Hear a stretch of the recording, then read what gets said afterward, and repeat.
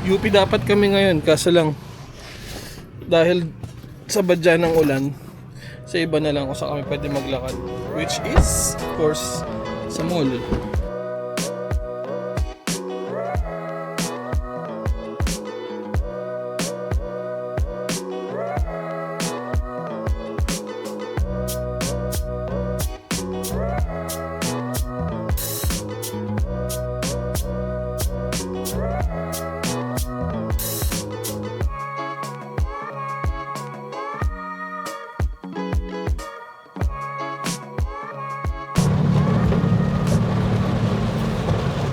Yung balak namin maglakad today, inabot ng malakas na ulan.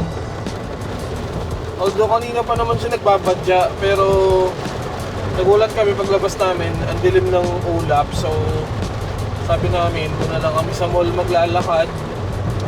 Pero dahil sa ulan, kasi nandilim ng paligid, sobra. Dito kami ngayon sa SM North, dito na lang kami mag-kompleto ng lakad in Sebeng. May activity din sa gitna, puro toys na naman. Kakabitaw ko nga lang ng mga toys ko eh. Ito na naman kami sa mga toys. Bangko.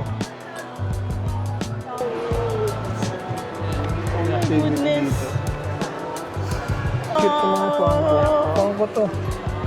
Ito dito pangko. Meron yung kagaya yung binenta natin. Cute to ano, Going Merry. Ha? Cute ng Going Merry. Hindi nasira si Going Merry oh. Sino? Nasira si Going Merry mo. Oo nga. Ito ng One Piece. Puro siya. Ito pala mga 90s eh. Oo nga. Mga good shits ng 90s. Ito dito.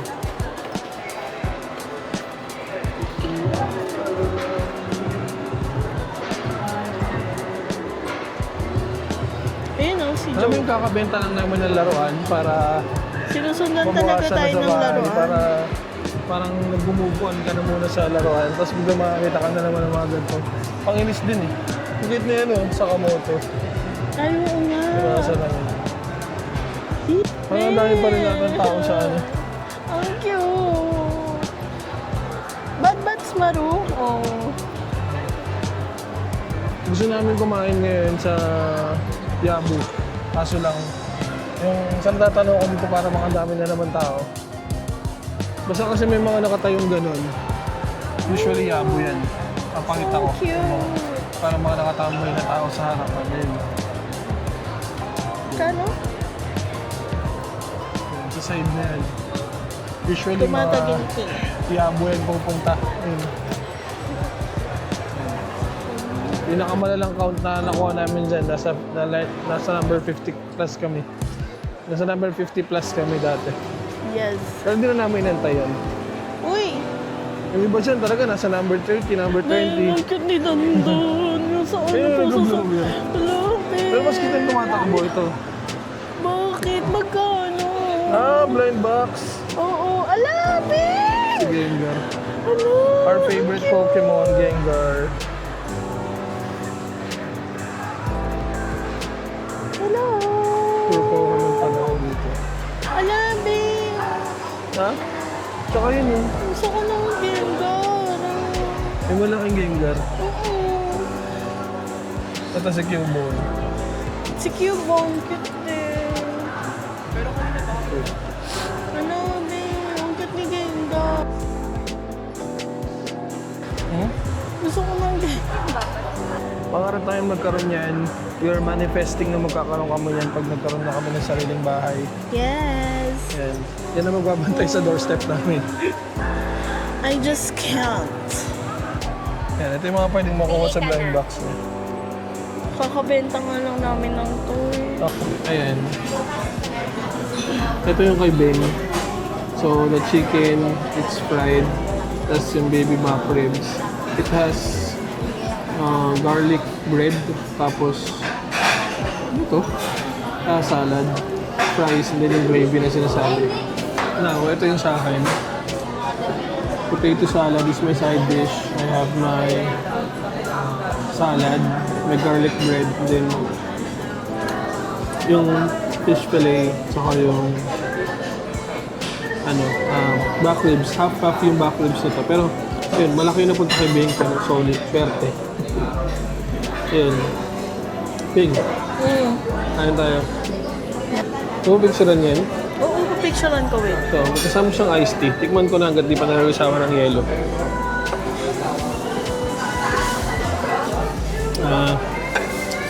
Kalasa siya ng iced tea ng Army Navy. Yung tama rin. Okay. Masarap. Kung tama din. Sarap ng fresh. Gusto ko yung luto, yung malambot. Mukhang ang gigil na gigil ka eh. Gigil yarns. Ang mag-walking na nauna pang kumain. Yun na nga. 5,000 steps to 5,000 nguya. Ano ang dami? Yun. Gusto ko talaga yung fry, sorry. Ito kasi yung sauce. They have this original barbecue sauce extra hot. Ang sarap ng gravy. Matagal na panahon na kasi ako nakakain dito eh. So, try ko itong Nung parang rocks pa lang ang sikat na nagbe-baby back extra hot. Inunti-unti lang muna. Hindi. So, try ko.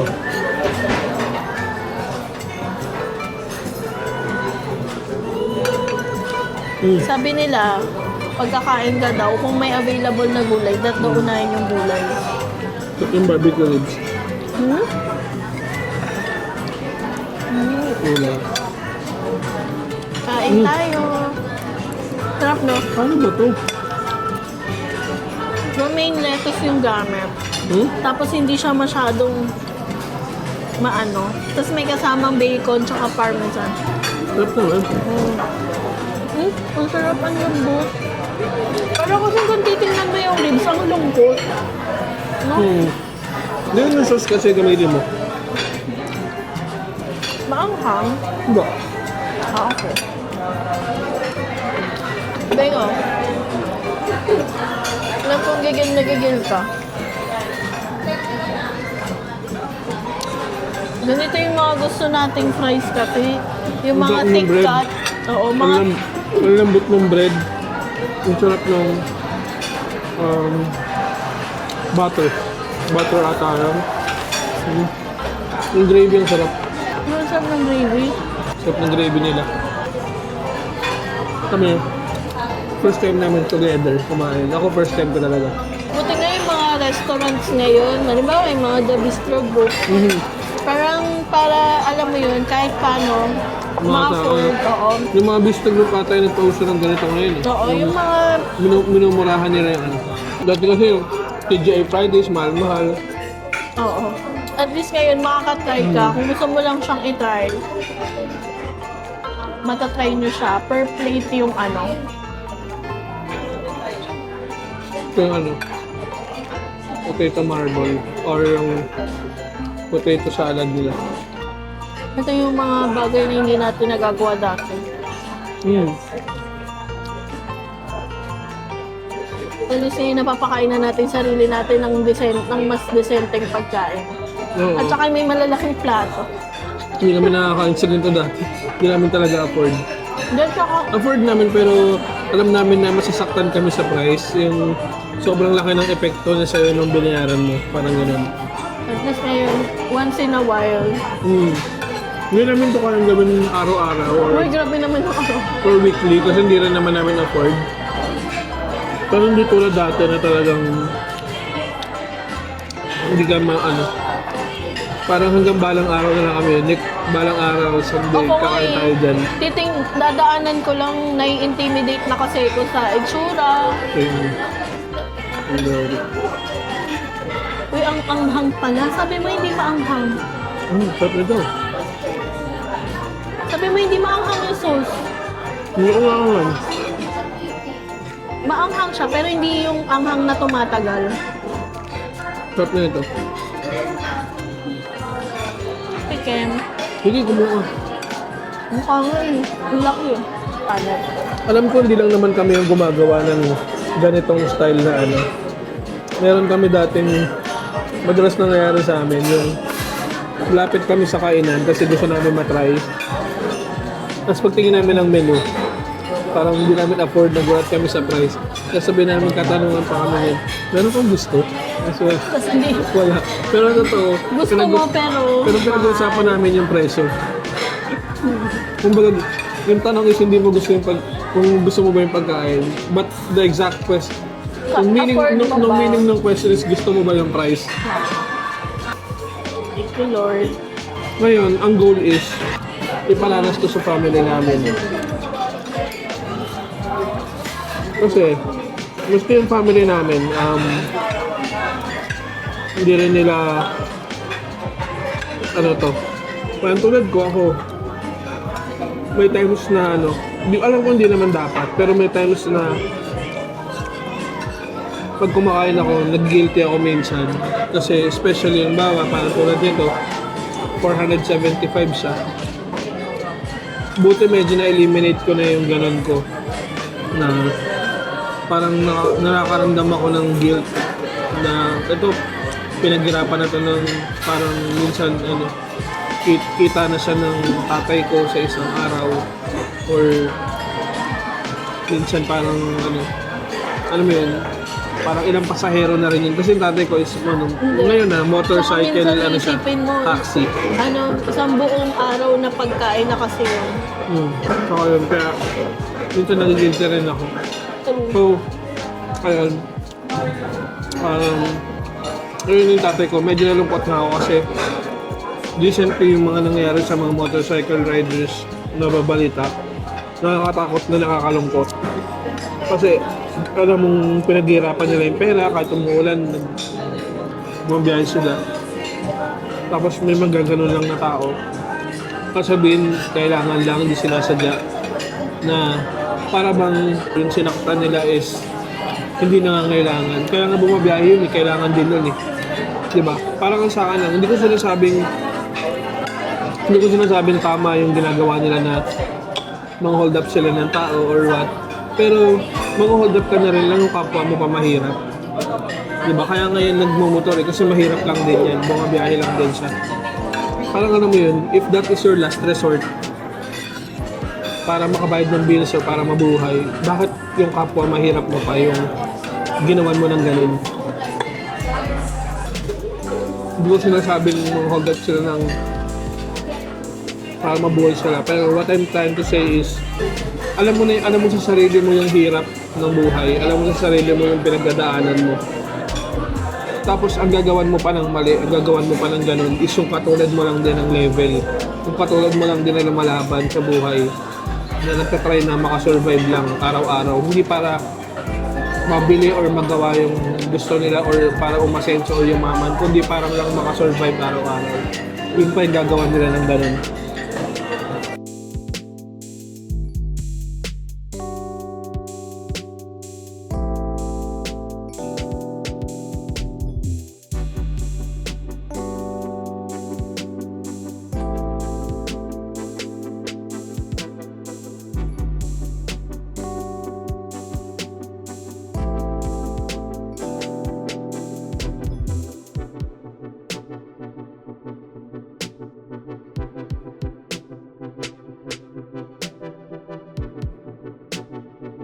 Ayan, sinuot ko na aking DBTK cup. Ayan. Tagal ko na ito tinitignan eh. Kaso lang, actually ito mismo yung color na tinitignan ko talaga. Ito tsaka yung green yung gusto ko, pero kasi may green kaming cup. Although hindi katulad ng green nun, kasi wool yun eh. Yung green namin sa bahay para siyang satin. Anyways, ayun.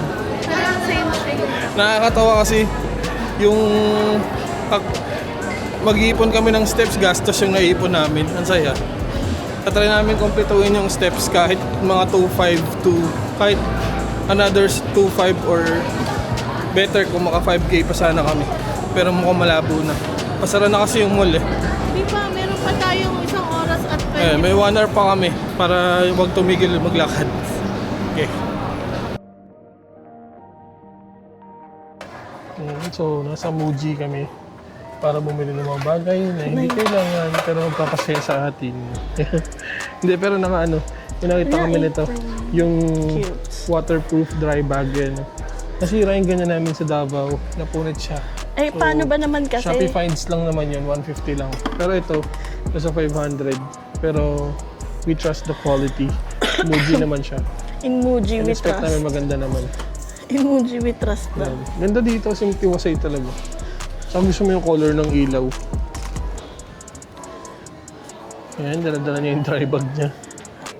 Mga weakness natin. Mga bagay Kaya dito kung ano nabibili dito eh. Para itong pinaghalong para itong pinaghalong Liver. Japan Homes at saka Uniqlo. na mahal. Ganun. Pero mga rin, medyo mga pricey rin yung mga dito. Karamihan. Kung mga ka, Meron din naman ng mga okay kasi minsan yung quality speaks for itself naman. Pag ba ganito yung May tabo, pag ba yan. ganito yung tabo mo, sisipagin kang maligo. Yan, one hand pail. Pero ang ganda, no? Oo, mahaba eh. Bigla stand ng Wala na tayong tatayuan cute ng yan. stand ng toothbrush pero hindi naman kami nag-toothbrush. So, huwag na. Shampoo? Maganda kaya shampoo nila, 290. Hindi mo malalaman kung hindi mo na-try. Aray ko. Lakad-lakad dahil Nakakahati. tayo naghahabol ng steps. Yan, natuwa pa rin ako sa Don't Blame the Kids ko na wool cap. Tagal ko rin tinitignan eh. Alin? Kala ko nga sold out na kasi Is this? parang inalis din nila to sa sa web. Ito yung part na lagi mo nang nag-picture kasi ganyan, ganda ng itsura. Nang? Dito, sabi ko lagi may mga nag-picture dito, di ba? Oo. Yan. Cute na mga clocks dito. Yan. Ganda nito. Akasha. Sofa seater. Iba pa pala siya ng presyo. Yung sofa is 35k. Tapos yung center table is 8k. Yung one seater is 17k. So 17k to. Yung nandun is 8k. 35k. Sakit mahal Akasha kasi.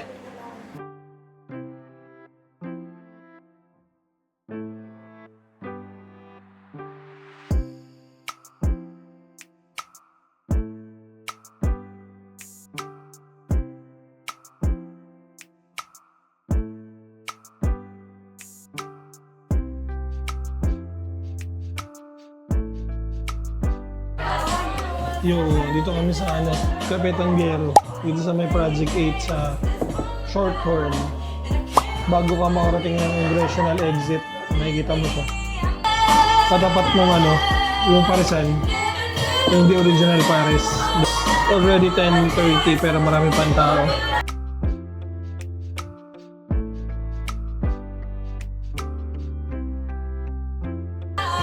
So, order kami ng coffee. Brown sugar creme brulee. Ayan.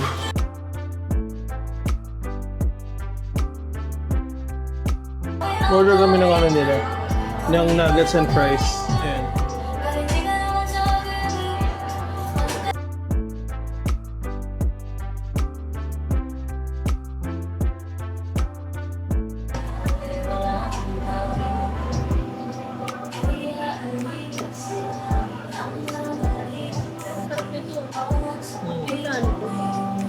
$190.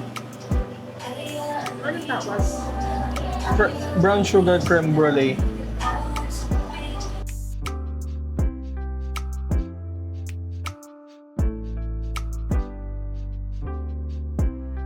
First time namin dito pero sobrang dalas namin dun sa may katapat nila. Katapat nito, yung Parisan. Pero feeling ko kasi na-intimidate kami kasi laging marami pang meet up ng mga sasakyan, motor, gano'n. Tapos parang puro bata yung nagpupunta. Tama nga kami, titong-tito dito kami nagpunta sa dito kami nagpunta sa tahimik na area.